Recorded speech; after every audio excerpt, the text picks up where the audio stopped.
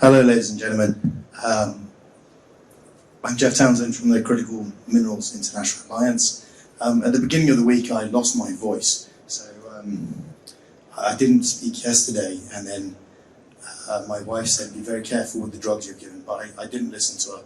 I took all of them, and now I can talk, so I guess that's slightly wired, though. Slightly wired, but at least don't talk, don't listen to doctors.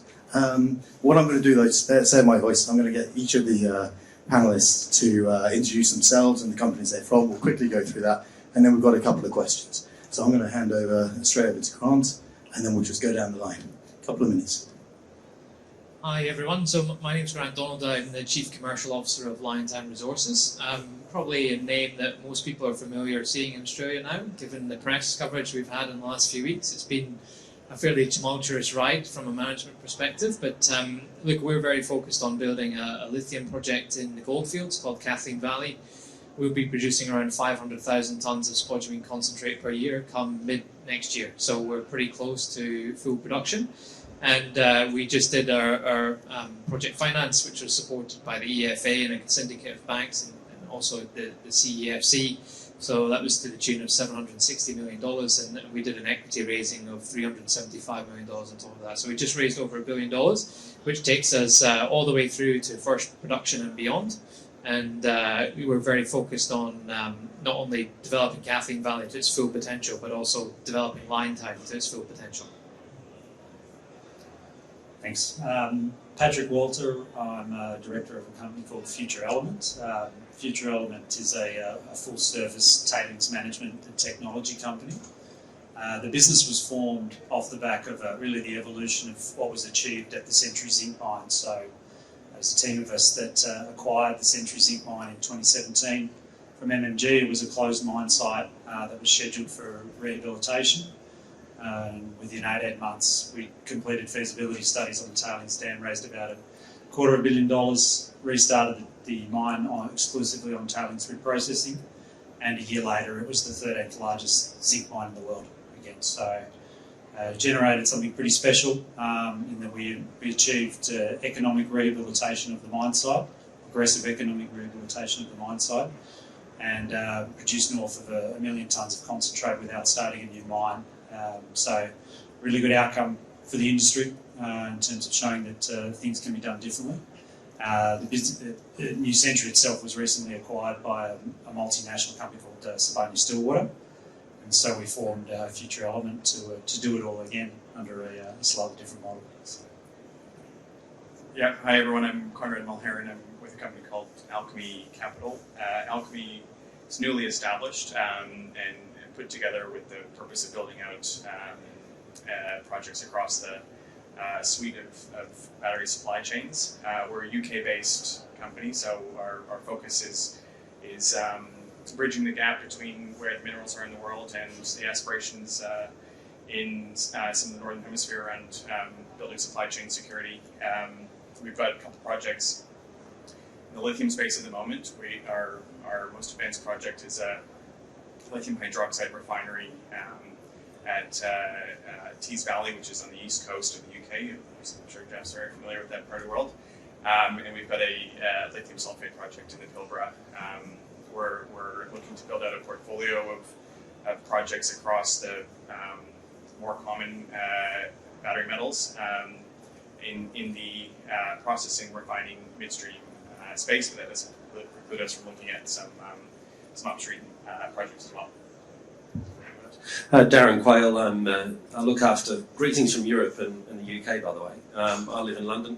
I'm a Kalgoorlie boy, by background mining engineer, but I work for a company called Worley, who most of you may know as the engineer that is actually building the supply chains in critical minerals and battery active materials across the world. So we have about 52,000 people. We're a tier 1 engineer. We are working across 50 countries. And that gives us a unique platform because we actually get to mine the materials. We work with lithium miners, lithium producers, but we also go wickedly downstream. So we go right through to lithium hydroxide electrolyte. We're building Northvolt, which is Europe's largest battery chemicals facility in northern Sweden, in Skellefteå, and many other things that are for some reason can't talk about because they like keeping them confidential. But Worley is that golden thread that takes the mine right through to the final product. It goes into an electric vehicle battery. It's been tremendously successful, but the way that it's been successful is the way that we work across various countries almost seamlessly. The only thing that gets in the way is the time zone. Brilliant. Well, with the time zone in mind then, if we look across like-minded partner nations, there's obviously comparative advantages within those nations. Do we think that companies within those nations and those nations' governments themselves or their state and provincial governments should focus purely on their comparative advantage, or should we be looking to do more throughout the nation in itself? I don't think you should. I think you just should stick to what you're good at. And with the viewpoint of engineering this across the supply chains, there's some critical things that you need to do to help the downstream out. One is drive the cost out of it. Secondly, get the carbon out of it as well. So there's a thing called the European Battery Directive, which takes into 2027, and there's a life cycle assessment through that. And if your product or Australia's product doesn't meet those requirements, you got to get kicked into touch by other products from other nations, right? So my view is you should optimise and make the best out of that material you can, and allow the others who are working more in the downstream to focus on their area of expertise.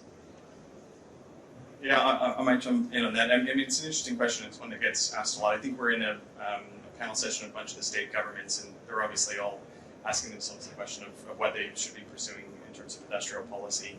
I'm not sure that there are centres or jurisdictions of excellence that are well established yet. I think things are moving very quickly. Apart from maybe spodumene mining in WA and brine extraction in South America, I think a lot of this is new, and there's a lot of learning on the fly. Technology is moving really quickly, particularly in the midstream where we are looking to operate. That's obviously the area that's really concentrated geographically at the moment, and so we think that the sort of midsection of the supply chain is up for grabs for the countries or jurisdictions or states or whoever that are ambitious enough to sort of pursue the opportunities there. And I guess it really is a lot of nations around the world, and a lot of companies are looking to that midstream. But of course, it's not really enough supply to make all of those projects successful. So is there a point where we need to, is there a point where industry and government needs to say, right, this is how far we can go in this nation, this is where we know the next jump off is, or a nation says, right, we're going to invest in this company and we're going to drive that one forwards even if it's not in our own jurisdiction. I'll tip in on. I completely agree. You're going to get competition from nations that all want to better themselves over others. The US is a classic example in terms of the recent incentives they've given around critical minerals. That's going to drive massive investment into the US, because people are going to be looking for those opportunities to improve the profitability of their operation, whether that's downstream refining or even actually looking for the resources themselves. So it's a great initiative that the US has done in terms of driving critical mineral investment, but it's specific to the US. So other countries just will not have the capability to do that, and maybe nor should they as well, because they've got distance issues, economy issues, all that sort of other things in there. So it may be a case of sticking to the knitting and doing what you're good at or what you're capable to do. Yeah, look, I mean, I think broadly agree with what everyone said, but I think the one key difference in the battery material space is we're seeing government intervention on a scale not seen in decades, and effectively governments around the world are trying to decouple from the Chinese economy. Up until now, many commodities have effectively been refined. So, whether it's iron ore, aluminium, copper, a lot of it goes through China. And that's been the case for battery materials. But I think, in the wake of government intervention, and the US IRA is a good example of that, we're seeing effectively governments intervening to subsidize a completely new supply chain to be built from scratch.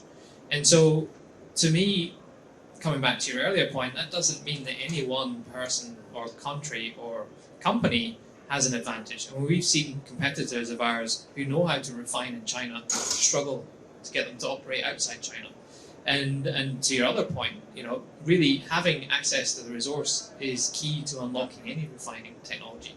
And as a miner ourselves, we recognise that the margins in refining historically have been very high, more than should be justified just on an investment of capital basis. And so if we have the refined product, or they have the spodumene available for refining, is there an opportunity for us to make that margin with a partner rather than just hand it off to someone else? And this is something that we've really thought about deeply, because the other argument is, well, you should just build more mines. But the reality is, as we look into the integrated nature of supply chains, we don't want to just be the dumb miner, right? If you use that quotation. We want to be an integrated partner for our customers and for the whole supply chain. I guess where that really points to is the importance of vertical integration. So I might go over to Darryn, because obviously you said you're the golden thread throughout it, but without building that entire vertical integration, you're really going to struggle to deliver those global supply chains that are necessary to meet net zero and to take on climate change. Well, absolutely. So from a European perspective, as the OEMs encourage people like Northvolt and others to build gigafactories, you look at some of the numbers and they don't have a plugged-in supply chain, and that's a threat, because Simon Moores talks about the Moores factor, which is 70% of the gigafactories in construction will operate at 70%. 70% will be viable, and those that are viable will work at 70%. So when we talk to clients, we make sure that they have a feedstock and they have an offtake. If you build an island, you're in trouble. So the connection right through back to Australia is very important, and something that we really try and focus on and try and link through. But where we see the gap is in this disconnected approach to the supply chain, right? So you can produce a lithium hydroxide here, and then it gathers water as it's transported across the nation. So then we're having to put a $5 million dryer on the other side to dry it out. So wouldn't it make sense to sort of connect both sides with some sort of advanced packaging which prevents the absorption of water and drive shed loads of money out of the capital costs across the whole supply chain? And it's those gaps between the nodes, if you like, that are the most important. That's where the value lies. And that's the true success of an integrated supply chain. It's not what everyone's confident about, it's where the bits in the middle fit and how you connect to the next stage. So with that, then, something I talk about a lot and annoy a lot of politicians with is the difference between commercial value and strategic value, right? And strategic value to a national's GDP or defence is a lot higher than the commercial value of a project. So is there somewhere that we're seeing in that vertical integration where there needs to be collaboration between government and industry, and one alone can't deliver that? I'll jump in on that. I mean, I think it depends on which end of the industry you're asking. If you're asking the downstream, how should industry and government collaborate? I suspect one of the things that they're pushing government to do is help to incentivize and build a diversified ecosystem of players. And is that better?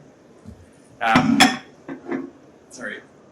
And where was I going with that? So, if you're on the downstream end of things, and you're a agreement officer for one of the OEMs, your number one thing in terms of risk mitigation is a variety of suppliers. And so, at some point, that becomes contradictory to a fully integrated, and I'm just picking on lithium, fully integrated miner to battery company, and it's really interesting to see what's going on in the upstream in WA at the moment with consolidation of assets, where effectively the full pipeline is controlled by or influenced by a couple companies, and what the implications are for that in terms of timelines for new supply to come online. Grant mentioned the government subsidies or public capital that's more available now than it's ever been. But at some point, there's going to be this conflict between letting the market decide on a certain timeline, or a role that governments or public capital providers play in incentivizing much quicker development.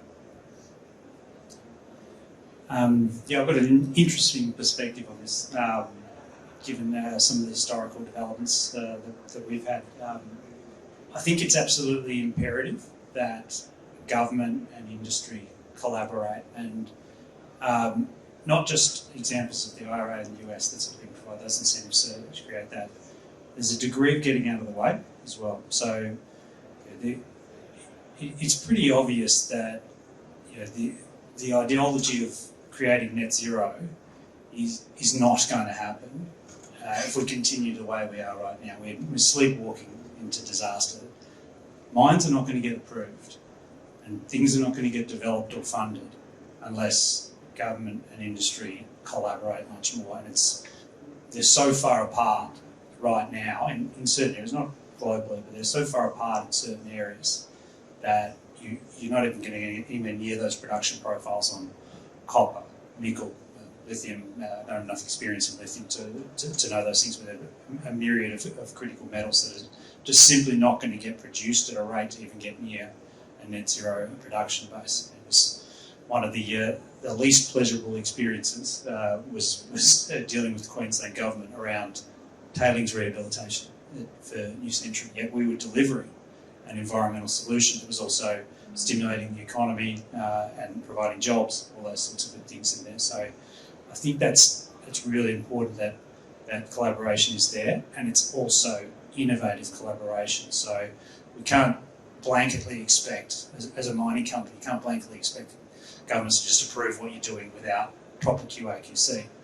But as an industry and as a government, we can look at innovative ways of generating supply. So recycling, secondary minerals, secondary assets are a great opportunity for the mining industry because they're already approved. They're a long way to being approved, so you're not having to start a new mine, you're not having to regenerate that supply or the native title agreement or whatever it happens to be. So, short answer of what I've just said is that I think it's absolutely imperative that collaboration happens, but the collaboration has to be not just about handing out incentives, it actually has to be about reducing red tape and actively promoting ease of things getting done, while the industry also gets innovative and looks at ways of jumping over smaller hurdles to provide that supply. You've just answered my next two questions. So let's have. And the other thing is that Queensland are next door, so they probably heard you and got the message. But wouldn't it be great if you formed something like the Critical Minerals International Alliance, Jeff? Yeah, or something, or a body that provided that forum. But do you want to take us through the journey of that and why it was set up? I set it up because I got frustrated. So governments were always talking about downstream, we're going to build electric vehicles, we're going to build wind turbines. And I was in politics for 20 years. I was like, where's your supply chain? Where's your supply chain? And they didn't really know. And then they came back to me a year later and said, don't worry, we fixed our industrial strategy. We're going to build our future economy using the circular economy. That's at that point I was, can't swear on here on stage, but they did a lot of swearing. And I just thought, you're not listening to the right people. So we created a body that we can bring those smaller players who are predominantly the critical mineral space to provide that kind of voice and then air these things and try and drive that negotiation and discussion forward. So we're trying, we're doing our best, but it's down to the industry who are much smarter than us to make this work. And we've got 10 minutes, so talking about time, two things.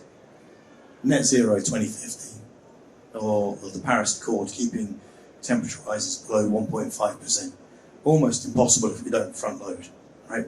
So we've got to do two things. Well, the first thing we've got to do is we've got to absolutely speed up the way that we deliver this. And the second thing we've got to do is we've got to be as ESG compliant so we don't make things worse. So we've actually got a bigger target to hit by 2050.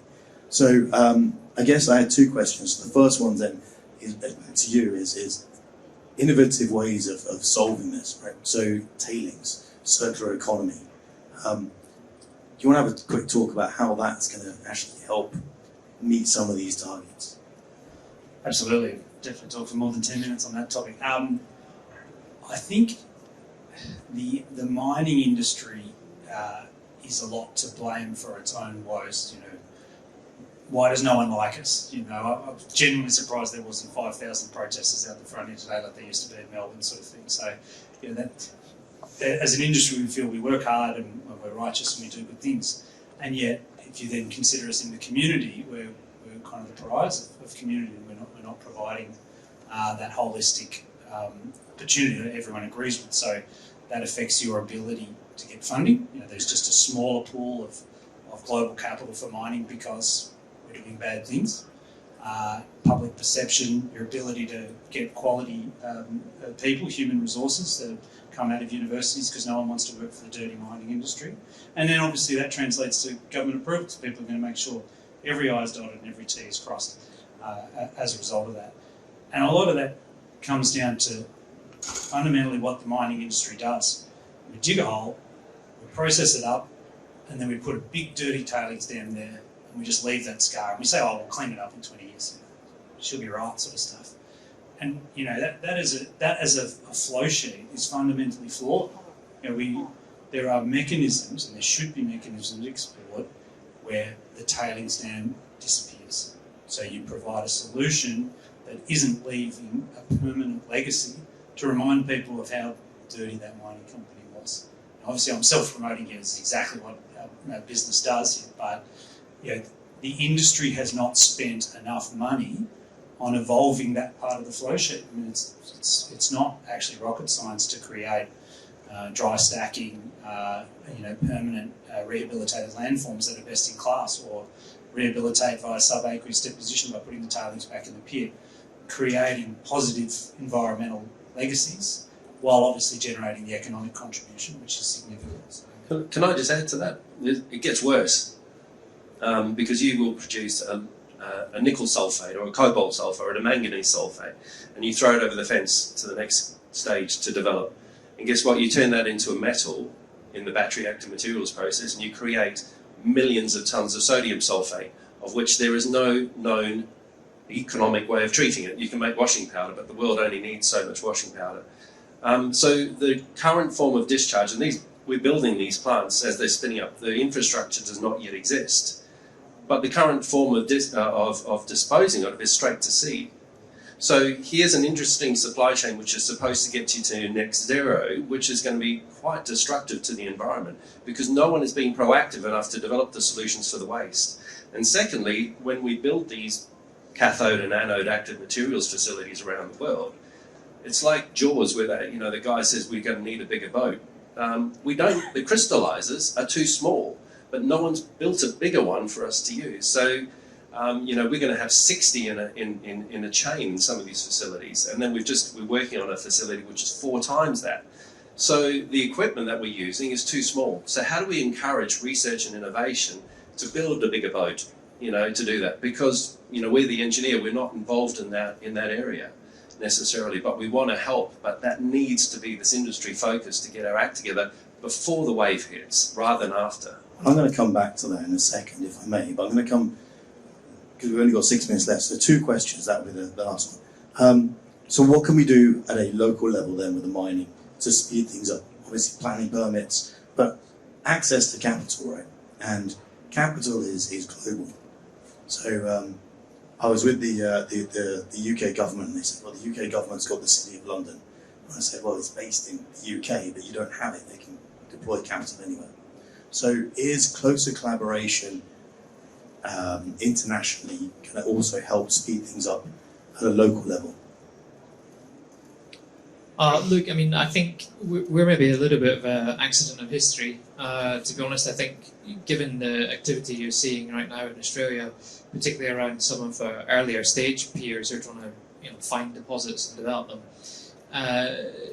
I don't think you're going to see people fund them themselves and become companies. It's a pretty rare feat. Usually they get bought by a big major, and I guess big major had designs on buying us, but that was frustrated. So, I think really there is access to capital. It's not always easy, but, we've certainly had access to capital. It's maybe delayed us a little bit because we tried to do it alone and during COVID, but I think everyone was in that boat. But really, one of the big things I think in the critical mineral space is a lot of the sophisticated investors, the institutions, are still sitting on the sidelines. And for example, one of the Australian peers that's already in production is sitting with a 16% of their shares short at the moment. I mean, in what other industry do you get that? Where, if that was a BHP or a Rio, someone else would say, well, that's amazing value, I'll step in here. But we just have this kind of concern of the boom and bust cycle, so we don't have that long-term view on value that's pretty rare still. And, so our register until recently was very heavily retail.